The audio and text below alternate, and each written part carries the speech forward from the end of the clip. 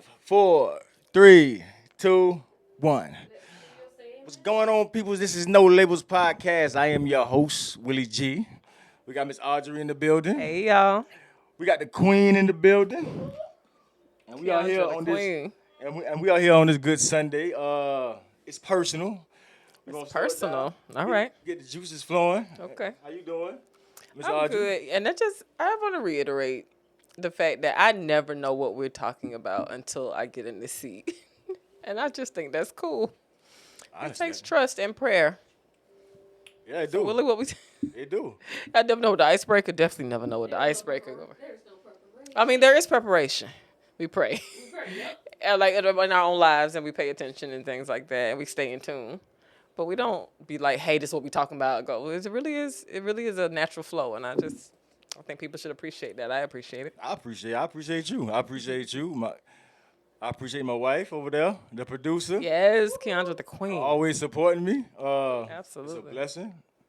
Publicly, I would like to always give her praise. You know what I'm saying? Always. Let's just try to do that more often. So we here, man. I'm not really gonna do icebreakers. I'm gonna kind Okay. of dive in it, but I do got right. I do got one little point I want to hit on. Okay. Congratulations to Bronny James. I don't know if you know. I mean, not the NFL, but the NBA, NBA. and it's a big conversation. It's a is. big conversation. But me personally, as a father, like what father wouldn't open that door for their children? And the conversation is, in which we all know that that same thing have been done for since America. Like owners bring their sons in, CEOs bring their sons in. It's a very real occurrence, but I guess it may be isolated to a certain demographic. Yeah, that's know. that's basically what the conversation is. I've seen the conversation. But like you can see it in the fact that we had two George Bushes as president before. Yeah, Like yeah. that is that Keep it in the family. you know know, what I'm saying? like why is it in certain contexts it's a negative thing, and in another context it's like, oh, look at the legacy. Yeah, I'm choosing to look at the legacy. The LeBron James. real. Shout out to LeBron Shout out James to LeBron James. for being able to do that. Yeah. For being late in his career and still having the pull to be able to do that. Now I don't know what happened behind the scenes, but I'm not saying LeBron had. But it looks like it. But either way. But you work that position, and at the end of the day, he cannot play for his son. can't. He can create the opportunity. That's he it. can create the space. He can coach. He can teach. He can do all those things that he would do as a father, whether he was playing for or not. But at the end of the day, he cannot play for him, He can't. and so he still has things to prove. That's facts. So, I'm with but it, I ain't man. mad at the move at all. I'm not mad at all. I'm on sports today. One thing that I've been looking at, and it's like I don't think is being talked about enough. Is the comeback of what's the track star name? Because I'm a mess up. Sha'Carri Richardson. Sha'Carri Richardson. To me, she never left, but I feel what you're saying. Yeah. Bruh, it's like how everybody dragged that girl to seeing where she at now. Number one in the world, headed to The Olympics. Yeah. headed to Paris for the Olympics. And she never lost focus and all of that. Just to be able to overcome all that adversity, overcome all that criticism. Yeah. That's what being a true champion is. You know what I'm saying? Like, I mean, I had my critiques. Like, yeah, that was a bad decision, but at the same time, like, that's what you do. Like, that's like that's what you do when you face with even your own wrong decisions. Like Right. she took it on the chin. She stayed quiet. You know what I'm saying? She stayed focused. Stayed focused, and shout out to her, man. And she like, didn't give up on herself. Right. You know? Cause your criticism real loud, but that congratulations be real quiet when you make that comeback. You know what I'm saying? But shout out to her, man. Y'all listen, I dressed as Sha'Carri Richardson for Halloween a couple years ago, so I had the orange wig and everything. I'm obviously team Sha'Carri Richardson. But yeah, shout out to her. I love to see it. I love to see it. I do too, man. I love watching her in her solo races. I love watching her in relay. And I applause just for love sports, though. I really do love watching athleticism. I enjoy watching it. I really like studying what I call athletic intellect. athletic intellect. Yeah, and I don't think it's respected as much as it should be. Especially when you hear, again, throwing back, but people say, like, shut up and dribble when they want to start to be intellectual about the world they also live in, you know. But it takes something it takes a resilience. It takes such a mental fortitude, not just physical, but to command your physicality to do these things. Have that kind of discipline. So, yeah. So, I'm a fan. I'm a fan too. That's real though. Mm-hmm. I mean, Can we please talk about They Not Like Us? oh, to our Kendrick Lamar. Oh, that's. Pop-up concert? Oh, the pop-up concert was crazy. Shout out to Kendrick Lamar. I'm still seeing Kendrick. Hey, shout out to Kendrick Lamar. Listen, don't get me wrong, bro. Like, listen, Drake will never be forgotten. But what Kendrick has just did, as far as like, cause me, I come from the era where rap was a sport. You feel what I'm saying? So like, so I be at work talking about like rap is a sport, and them young boys be like, "What you talking about?" It's a sport. And what Kendrick just did, we haven't seen what Kendrick just did since 50 Cent and Wankster. Like that was the last time, and I don't know. Like I'm not saying that Drake's career is gonna do what Ja Rule career did because 50 Cent destroyed. I do not predict a fall off of that magnitude from Drake. I don't think so. Not like that. Drake still make great music, but if you just like that, I'll stand by that. I think Drake makes great music. He do. But I like grit, authenticity, underground, like, and I've seen Kendrick live. I've seen Kendrick live on his first tour, and the first tours are expensive. They're crazy expensive. So I remember when I went, I'm like, is he going to have, because I saw the different award shows, I'm like, is he going to have a band with him, or is he going to have a DJ, and it's going to be just him? It was him and a DJ, and screens with a lot of, like, anime and stuff. It was fun for the transitions. And this one guy in this sold out, I think it was like Verizon Stadium in Washington, D.C., and the way he commanded the energy of that crowd as one person alone on the stage with tens of thousands of people. It was phenomenal. I thought we were going to blow the roof off of that building at one point. It was insane, and so I've never seen Drake live. I can't speak for that experience. But even the before this one, the one he's got up, it's on Amazon Prime now, the Big Steppers Tour. Big Steppers Tour, yeah. That was an amazing show. His crowd control is phenomenal. He knows exactly what he's doing. He's very calculated. And he, to me, he's like, he is to hip hop, he is to this generation's hip hop what Prince was to his era of music. It's not just the lyricism, it is the connection with the tracks, the connection with the sounds, and all of the intention, the artistry, the way he plays with his voice. You've got some real storytelling in there. You've got skits, his energy. It is the crowd, again, the crowd control, how you can really control a crowd with lighting. Right. Like, it is phenomenal. There, you can tell the intricacies, and there is not a detail that he overlooks. From my view, it seems like there's no detail that he overlooks in his shows, and it comes through while still maintaining a grit to it, while not losing that feel that makes underground hip hop. And people forget. I love it. People forget Kendrick is from Compton. I guess his whole demeanor. Was like he was like, sometimes you gotta pop out and show. And it's like, bro, we forget that Kendrick. Listen, and I like that Kendrick and Prince. And then I'm about to go because I go all day. But what Kendrick did with this beef is like even like you got elementary school teachers, middle school teachers, they coming out and saying the impact of this. Like he shifted the game again by the fact that hip hop for a long stretch, at least the last 10, 12 years, has been going away from the lyrics. Like Kendrick had middle school students, these are what the teacher's saying, had middle school students breaking down his lyrics, debating on what this means and what that means. I've been saying this for years. I think that at this point, because hip hop is still young, and I've been saying that for a long time. I've been saying that when people would say, well, y'all want to see 50-year-old rappers? I was like, well, hip hop ain't that old yet. Right. So now we have them. You know what I'm saying? I think that hip hop should be taught at least as an elective or something in college for literature, for as far as like modern American literature. It should be.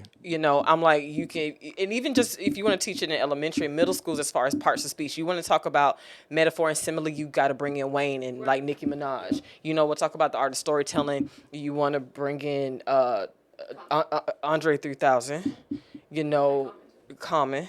You want to talk about social impact. You go back Queen Latifah. You go to Public talk Enemy. about Kanye. You know, Kanye. Gotta put Kanye You know, you want to talk about hyperbole. You gotta start with Eminem. You know, so I just think that these are some of my favorite writers, and they don't get credit just as pure writers. They're like songwriters, lyricists, yes, but just as writers, the way that they command language and things like that. I'm a fan. Always been, you know. Shout out. Hey, look. They not like us. But even if you said maybe I ain't gonna say maybe it's just a Compton thing, but do you remember what was it? The show was it Rhythm and Flow with Cardi and Ti? That was Rhythm and Flow. And Chance. Yeah. And D Smoke. It wasn't Rhythm and Flow. It was something like that. It was the Netflix. I'm pretty sure it was Rhythm and Flow. I think it was Rhythm and Flow. Because I kept accidentally calling it Hustle and Flow. It's Rhythm and Flow. And D Smoke that won. Go check on your daughter real quick. But there's a whole breakdown of his lyrics from some of his songs. But then also he's a teacher. No, he fire. And he speaks Spanish. You know, I thought that brought in elements of hip hop, but he's still from Compton and got that Compton grindiness on him, and I love it. Nah, D-Lo Word killed to it. D Smoke. D Smoke killed it. But it was a similar thing. You saw a similar thing circulating with the breakdown of his lyrics. So what does this really mean? What could it mean? And then you get into how art is subjective, and so until you get into the mind of that artist, you don't know their intention when they wrote it. And I've had those conversations. You know, like I coach songwriters and I tell those different things. And by the time I hear it and filter those lyrics through my own experience, you can introduce a perspective to even the artist that they didn't consider because that's not what they meant. But then art is subjective and words are fluid and words have dual meanings and double entendres are a real thing. And when you write out of an emotion, that emotion is real, whether you identify specifically with that story or not, the emotion is real. So like the example I would give is one of my favorite artists is Pink. One of my favorite Pink songs is Family Portrait. As far as the story of that song, I have zero frame of reference for it. She's talking about divorce and her parents fighting. That is not my story. Yeah. But vulnerability in writing.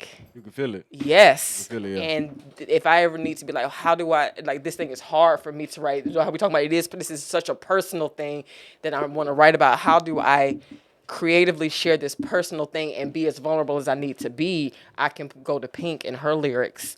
Again, no frame of reference for the actual story she's telling, but it's so moving to me because you tap into a human emotion that everybody has, you know, and so that's when you start having those artistic discussions about lyricism. Right up my alley. That's my joint. Maybe one more favor. Can you check my camera real quick? I'm gonna leave you alone. I love the queen. Okay, shout out to Kendra Lamar. Shout out to I can talk about music all day. We can. You know what I'm saying? But I'm gonna go ahead and listen. Title of the podcast is personal. In the words of the great Deion Sanders, it's personal. You know what I'm saying? We love Deion. That's what we talking. That's what we talking about today. But we talking about it's personal, pertaining to our relationship with God. That last episode we was talking about trust, and that was probably one of our, like, as far as gems wise, that was like one of our best. I don't know, that topic connected some kind of way with everybody at a real level, and it was fire. But growing off of that is like when I'm talking about personal, in this project I'm working on, I was writing down some of my ideas, and I was talking about David, and I was saying like if you look at David from a human standpoint, and you just ask questions, like I'm just asking questions of what I see from, like, okay, this is the man after God's own heart. This is a man already. This is a man anointed to be king by the prophet. So he knows he's going to be king. He just don't know when. And the same man, he finds himself running for his life. And you ask yourself, I would ask myself if I was David. I'm not saying what David thought, but my mind would be, where's the justice? Like where are you right now, God? Yeah. And in situations like that, like when life puts you in situations like that, because obviously David knew God, but we see time and time again in the Psalms where David is saying these things like, how long, God? Or like, or like, where are you? You know what I'm saying? He would constantly say things like this, and it was like, the point I'm trying to drive is that when life gets to situations like that, you know what I'm saying, where it ain't looking good, And you asking God, like you asking God, where are you? Like how long? Knowing what God can do will do you no justice because you know God can save you, but He's not saving you. Oh, listen. So I will preach in here. So your confidence has to be in who He is. And then I made this example. Then I'm gonna get your intake. I made this example. If you know a billionaire, okay, and you know he or she has the money to solve your problem, but that's not what's gonna give you confidence. What's gonna give you confidence is knowing who the billionaire is, knowing that billionaire is a trustworthy person, knowing that billionaire will never leave you hanging out to dry. That's what's gonna give you confidence. Not knowing that they got $1 billion and they can solve your problem easily. Yes. Your confidence is gonna come from knowing the person's That's why I say, like, here's the question: like, what kind of believer are you? Because there are those who believe in God, and there are those who believe God. Yeah. And you got to decide. You're going to get a situation that's going to get so personal sometimes that you got to decide, do I just believe in God? Like I believe in this billionaire that exists. Like, yeah, and his billions could solve my problems.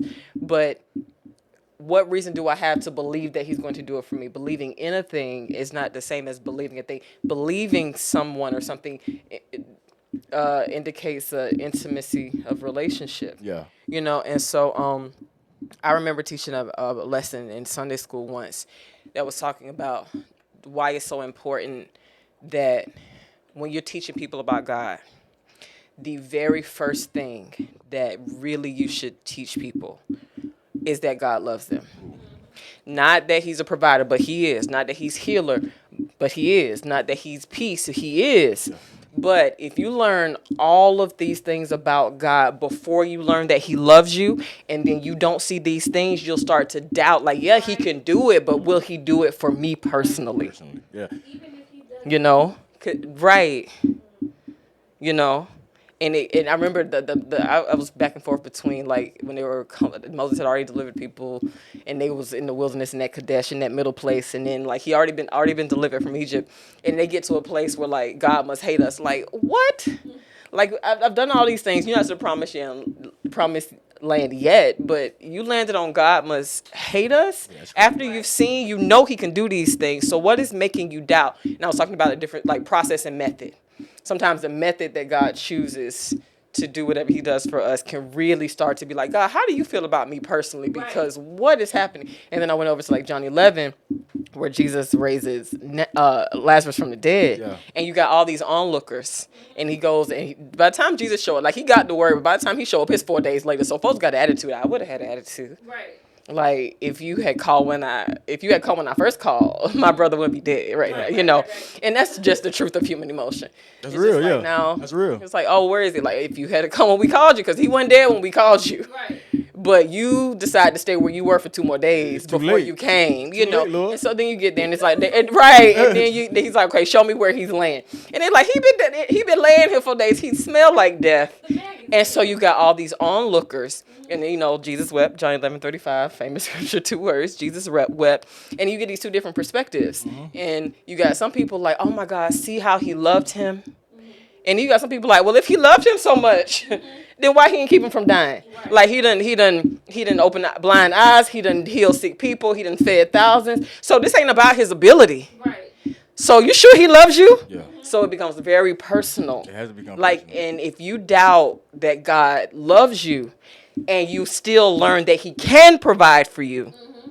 and you don't see the provision that you need, then it's like, well, he can, but he's not doing it for me. Yeah. So does he even love me? That's a question. That's real. And so you got to get into a personal space. And as we're taking God to non-believers and introducing God to people, if you teach them anything about God before you teach them his love first, then you might have a more difficult time going through situations. You know, I know that God loves me. So if a provision is delayed, I have that knowledge of his love to keep me. But if I know that he's provider, I've seen him, but I doubt his love, where's my confidence that his provision is going to ever get to me? That's facts.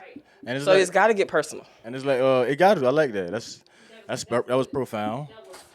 profound. You know what I'm saying? Trying to enhance my vocabulary. You know what I'm saying? But no, I totally agree. What you have to know that God. You have to know that God loves you.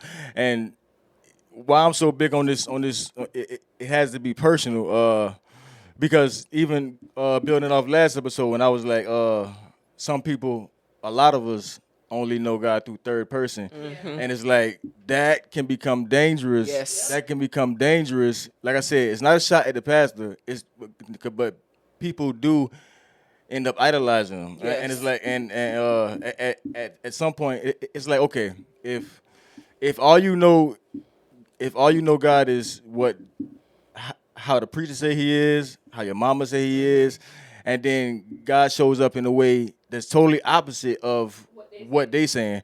Now one thing I will say, like, God will never contradict his word. You know what I'm saying? Right. But his ways are not our ways. Right. It's like we can't. There's no cookie cut away. So I made this example. I said it a while back ago on the podcast with me, you, and David. I was like, Ooh, throwback. The Pharisees is the best example of that. It's like they were face to face with the God that they preach about, and yet they missed him. And then they had the nerve to quote the scriptures to defend their case. You know what I'm saying? To the author. It was like they were so stuck. They know God can only come this way. That you can't be a slave to your expectations. Yeah. You know what I'm saying? You can't box God in to your expectations. Like, okay, you supposed to come like this, but Right. but you're here, and they totally miss the same God that they preached about. The same God, the author of the scriptures that they spoke about was right in front of them, and they missed it because no, you're not supposed to come this way. Right. You're not supposed to do it like this. And when you put it that way, it's like to me the logical question would be, well, who taught you that? Yeah. And which goes back to, like, you only know him through this third party. You only know him through this surrogate. Because my question would be, well, who taught you that? Because I'm like, that's like if somebody come and tell me something about you that I know is not true. I'm like, okay, first of all, how you know Willie? Because just based on what I'm hearing you say, you know him from a distance, or maybe you know him through what you heard. Right. I talk to Willie all the time, and I know, and you're not gonna convince me because I know too much. So, like, your information is not coming from a personal place. It's coming from hearsay. It's coming from maybe erroneous teaching. It's coming from a third party, from a surrogate. It's coming through what you heard. And at some point, you're going to have to go, and then it becomes, just go talk to Willie. But if you got people that just know they so stuck on, like, I want to believe this about this person for whatever reason, it's like, well, just go talk to him. Yeah, it's just like, I know for yourself. Well, God ain't do this. Well, go talk to God. Go pray. Well, no, because I would, like, is it more work than you want to do, or I'm not sure what the barrier is there. But at the same way, I would be like, I can tell you this, but just go talk to Willie, and then make your decision for yourself. Right. That's facts. Or like, okay, I can teach you this. I can show you the word. I can tell you I can tell you what my experiences have been. But at some point, even David says that, like, I could go on and on about the goodness of God, but at some point, I can describe how this cheesecake tastes to you all day, but at some point, just taste it. You gotta taste it. You gotta taste it, see that the Lord is good. Same thing with Bron. Like, I can't play for you. This has to be, like, Bronny gonna have to get his own personal relationship with the NBA now, not just through his dad. That's facts. You're gonna have to get your. I'm getting better at tying it all together. But you do at some point. I could tell you about God all day, and but don't get mad because you don't get similar results according to his word that I'm getting. If you haven't gone and talked to him too, go pray. Right. You ain't got to be all eloquent. Just, hey, God, I'm struggling, but your word said this, and I would like to see if it's true. Could you do it for me, please? You got to know. Like that. You think? I just want to say God will hear that, just in case anybody doubts that God will hear. Learn how to pray like you talk. But at some point, that would be my question. Like, well, who taught you that? Especially. That would be my question coming from somebody who has personal relationship with God. If I hear something that contradicts what I know, not just what I believe. We talked about the last one, difference between believing and knowing. Like, some things I know to be true. That's why personal testimony is so powerful.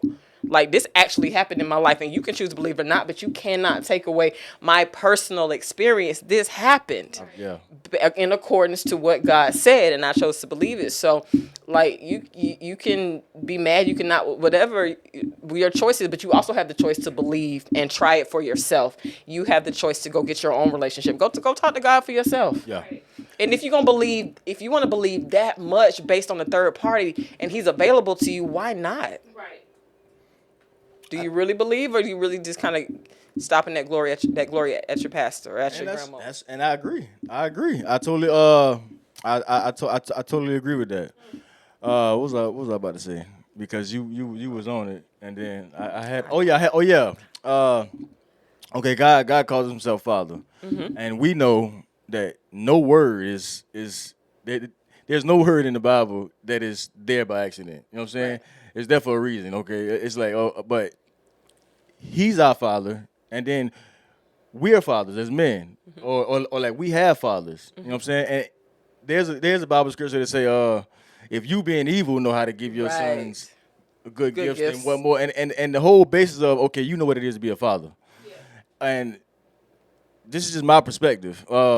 As a father, it would break my heart for my kids to only love me for what I can do for them. Mm-hmm. You know what I'm saying? Like, it would break my heart for my children to only love me for what I can do for them and not for who I am. You know what I'm saying? Not love me for me. And it's like, okay, we got the gospel, which is Christ came down, died, gave his life. Okay. After that, okay, now we have access to the Father. Mm-hmm. You know what I'm saying? Like, the whole point of it is to bring us back so that we can know. It's a come up boldly, but it's like, I don't know. My pastor would say, like, to that point, like, you would hate for, like, to your sons, like, you only love me for what I can do for you. What I can do. And then you don't really need me. Like my pastor would say, and this controversial-ish, but you'd be like, at some point you got to get past believing God for a house. It's like, you can work hard on your own and get good credit and get yourself a house. Yeah. But you want peace when you live there. Yeah, that's facts. You know what I'm saying? You need God for the peace. Like, right. Yeah. It's just like some of this stuff, like, it's not saying that you don't rejoice in God and don't pray and ask God for the wisdom to do these different things, but it's some non-believers out here that got some ducks in a row and can get a house. Yeah. And so, and like, I'm not saying take God out of any aspect of your life, but you got to get beyond what he does for you and just realize that he does this because of who he is. And who he is a father who loves you. Exactly. Who he is a father who takes great pleasure in giving you his good treasure. You know, he delights in our prosperity. That's facts. It is not as much about the prosperity that he loves us so much that he delights to see it on us. Right. And so if we stop at a surface level sometimes, you know, because if that's the case, if it's a matter of like, it's a whole lot of people qualified, like, got time, emotional capacity, money to give things to your kids. Yeah. That's facts.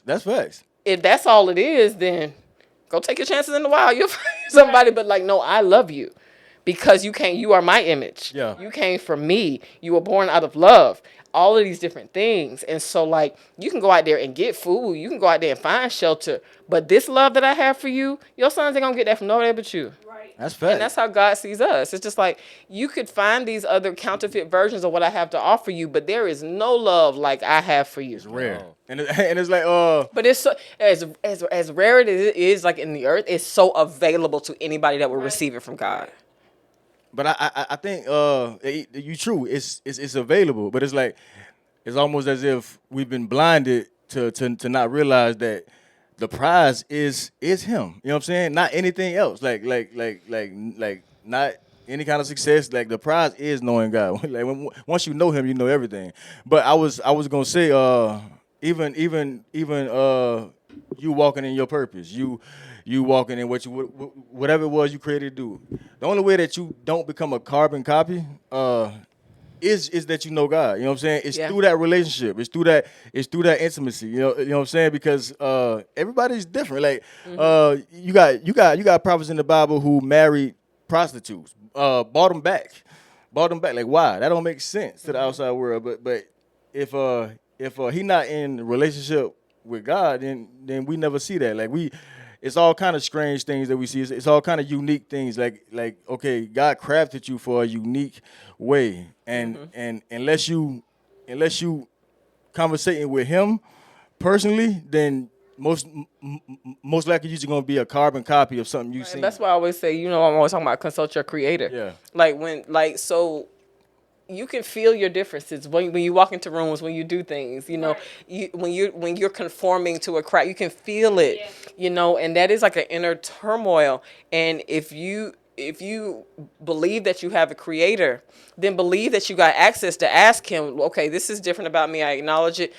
I don't necessarily dislike it, but I don't really know what to do with it. And I didn't create myself. So if you could give me some insight into me and why you did this on me and what is it useful for, then I would just have a little bit easier time going through life with this thing, because I can't take it away because I didn't put it there. I can try to conform, I can try to suppress, but it's certain parts of ourselves that we couldn't turn off if we wanted to. Right. And you need to, and it's like, if we don't, like, building off that, like, if we're not in an intimate relationship, like, we almost be embarrassed of, like, I mean, not embarrassed, but, like, almost try to, like, because certain things, well, I speak for myself, certain things about me, I don't necessarily, I'm growing out of it now, but certain things about me made me feel, like, different, like, weird. Absolutely. You know what I'm saying? And I didn't hide it, but I didn't put it on the show, like I was kind of like, this is not like nobody around me. You know what I'm saying? I'm like that. And I have always had the decision of,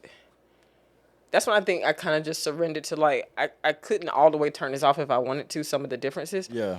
But not that it will be easier to conform. Like, that wouldn't be easier because it's still a part of you that you would have to deny. So that's not easy. But sometimes, oftentimes, I recognize I would have a easier time through life. Yeah. It wouldn't necessarily be easier to be somebody else because I'm not. Hey, Harm. Say hello to my daughter. Like, it would not be easier for me to be something that I'm not. That's not what I'm saying. But I might have an easier time going through life if I were not so different in this way. Yeah. And I that feel is, you see what I'm saying? The difference. I feel that. You know. I go through that same struggle. Yeah, like I've lived in it. I'm so used to how that feels, I think. Yeah, and it's like you realize that it's not weird. It's who you are. It's your uniqueness. It's being able to walk fully in who you are, and to be able to walk fully in who you are, I call it my weirdness. But you got to embrace your weirdness. It's not weird, but you got to embrace. It's the what's difference. different about you. And so my prayer shifted from not so much like, why is this about me? Sometimes I do, like, I still have those questions. Yeah. But then once you start to really get those answers and start to really get into an understanding of, and no, this is true about me. I am this way, you know.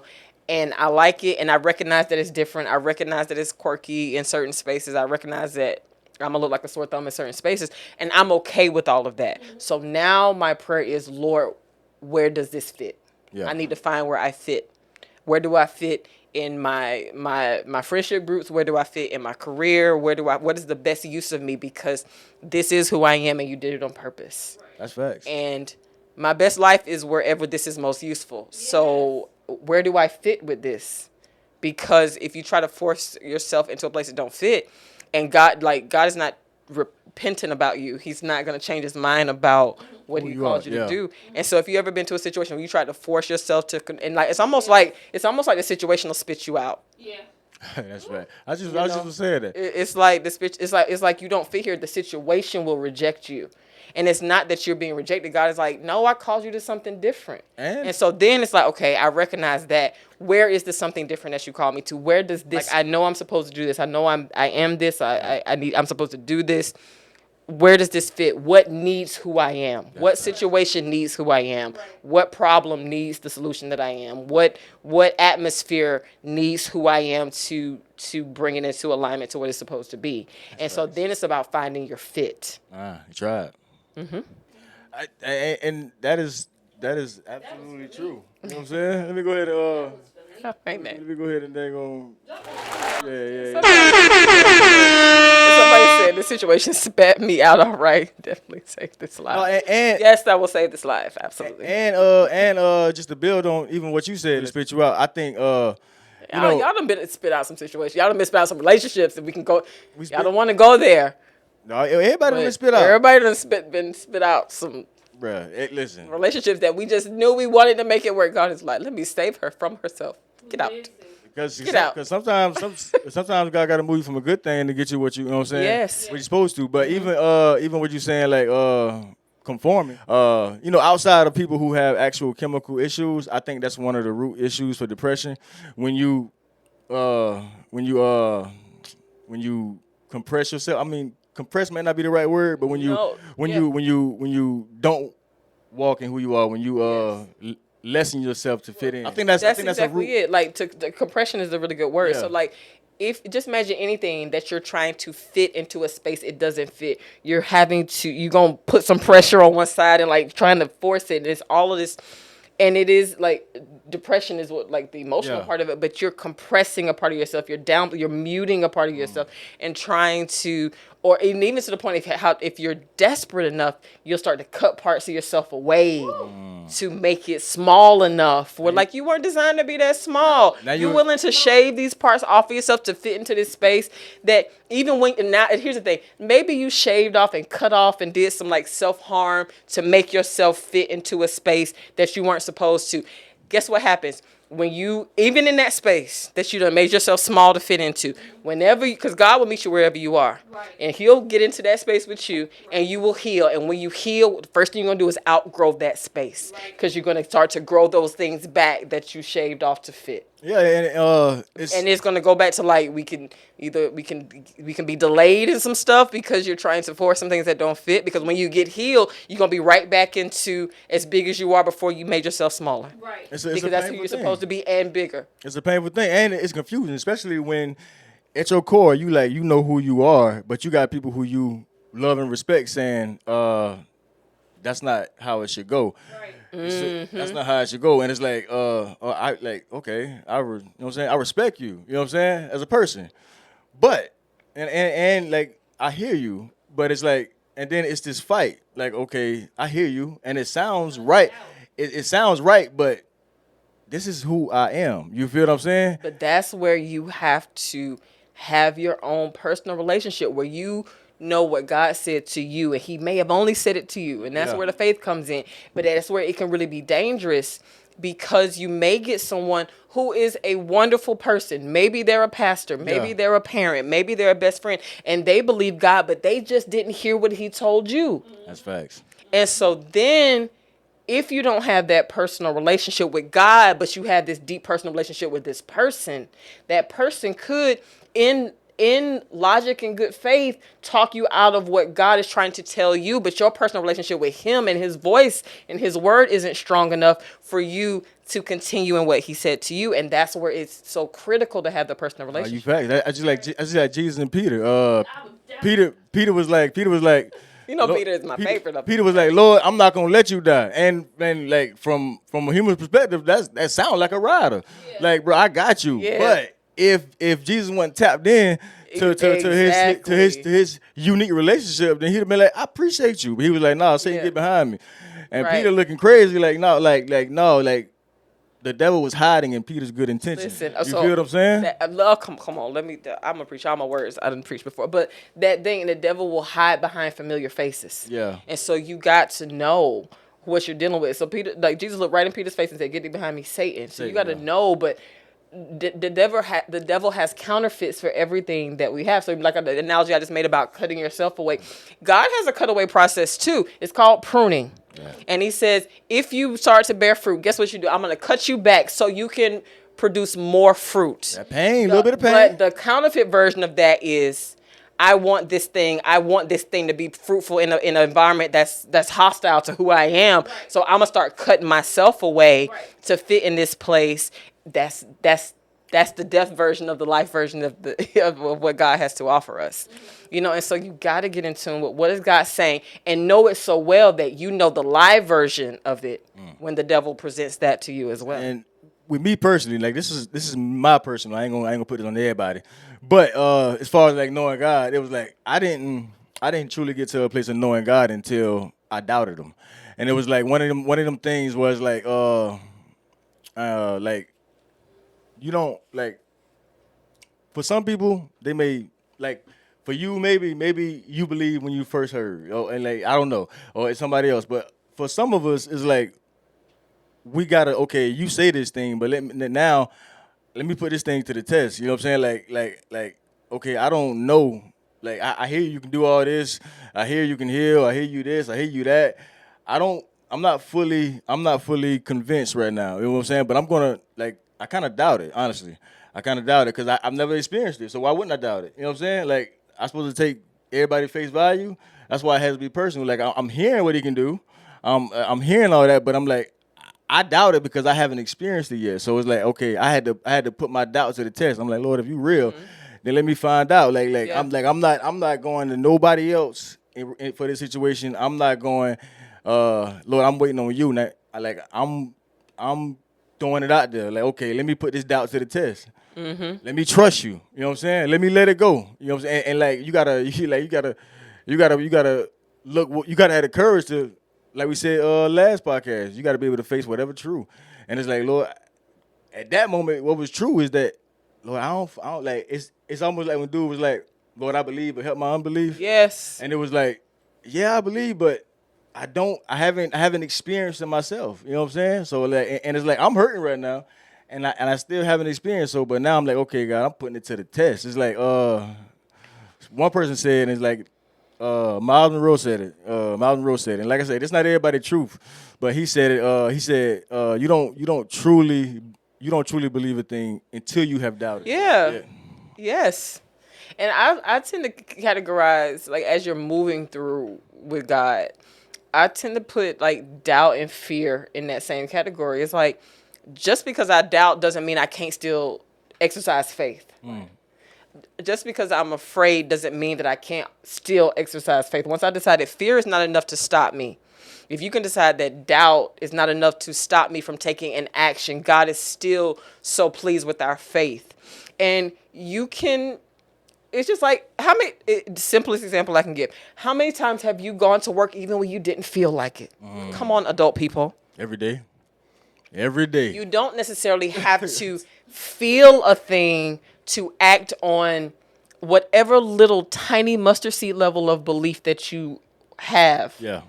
And even that's a choice. Like, I'm choosing to have this in the face of all this doubt, in the face of all this unbelief, because I need this to be true.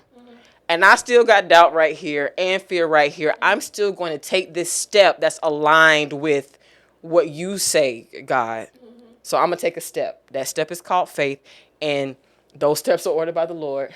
We live by faith. We walk by faith. And just because those things are present doesn't mean that we cannot exercise faith. And God is so pleased with that. Yeah. You know? For real. Because, I mean, it's true. Like, even we talk about David. And exercising the faith starts to yield the results back of what God promised. And then his promises get clearer in our view, and faith and doubt start to fade away into the It's just like having a child. Okay, I got a daughter. She's bigger now, but okay, let's when she was little. It's just like, okay, you know, as dad, we might put our baby on the dresser or something like that, and we oh, nephew, that's it. Nephew, but we might put our child on the dresser, and we'll get in front of him and tell him to jump. Now, the very first time, it's like they, you know what I'm saying, they scared, they kind of like tiptoeing off the edge, but when they finally, because they don't know, they never did it before, but when they finally jump, and they realize that daddy gonna catch them, now you can't stop them from jumping. And it's like, now they know without a shot. It's like, Mama's before still they terrified. were scared, huh? Mama's still terrified. Yeah, mama always scared. I am a baby that survived being thrown in the pool as a baby. My daddy did that. Wait, that was a gangster. Like newborns, diaper and all. Just. You taught you how to swim? My mom taught me how to swim because actually my dad can't swim. My mom taught me how to swim, but as a baby, my dad taught me not to be afraid of the water. I don't even remember this. I bet you ain't afraid of the water after that. But I don't remember it. I was a baby, a toddler. There was a few of us. Throw them out there. Pop back up. Yeah. Boy, yeah, that's old country daddy, boy. Listen. But, and so you can kind of, to that point, if you wait longer in life to start exercising faith, to start jumping out there with God, it's harder. You've got more natural logic to contend with, A lot of times, logic is the enemy of faith. You know. I'm not saying you don't have logic, but No, you have it. Still, sometimes sound mind. You know, wisdom. logic is the enemy of faith. But sometimes, yeah, it absolutely can because God will put some things out there that defy logic because He's God. This don't make sense. We kind of running on the end. You can go. I gotta go help my mother out. We was short and sweet, but we punchy. This was fire though. This was rapid really fire. Good. Got a lot of engagement. Thanks to everybody engagement. I have my nephew came on. We got quite a bit of interaction with the Instagram fan. We appreciate y'all. Nephew showed up. Whoever's asking me to keep it up, I will definitely save this whole live stream so you guys can go back and access it. Yo, anything in there that encouraged you. Shout out to. We're glad about it. Let us know. That's my fault. Shout out to my wife for always supporting. Shout out to you, Ms. Audrey. How long you been on the podcast? How long you been? Since the beginning, 4 years. That's crazy. You know what I'm saying? Shout out to you. Audrey has made me a better communicator. You know what I'm saying? Tis my gift. So I appreciate you. I appreciate my wife. I appreciate all y'all. Yeah. We still growing, still growing. Still going. Yeah. Hey, live show's coming. It's coming. Yeah, live show's coming. If any of y'all want us to come where y'all at? Yo, we want to do live shows. We want to interact with people in the neighborhoods. We want to hear y'all real questions. And we'll answer the best we can. And Open discussion filtered through this faith. We working out our own soul salvation. I'm about to say, you don't have to agree. We can talk. Yeah. But that's what we do. We're at the end, man. So look, this is No Labels Podcast. I am your host, Willie G. We got Miss Audrey. All right, y'all. We got the Queen. Yo, we out of here.